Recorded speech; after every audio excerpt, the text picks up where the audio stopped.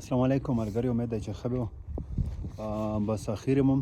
کاډې ته نه بور کړلې پوه شوې نه وروسته ګوډی ویلوړ دی الله دې وکړي چې امن روشي او بس دا مقصد وګرځېږي چې مونږ کاډې نه روکې د پوره امن ثابت شي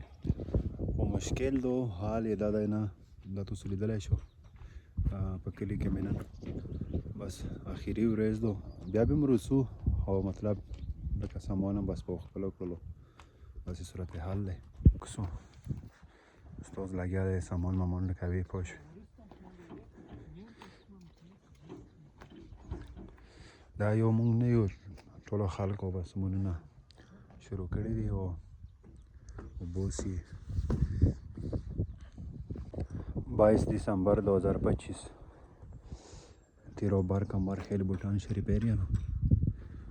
बदारंग अपडेट है और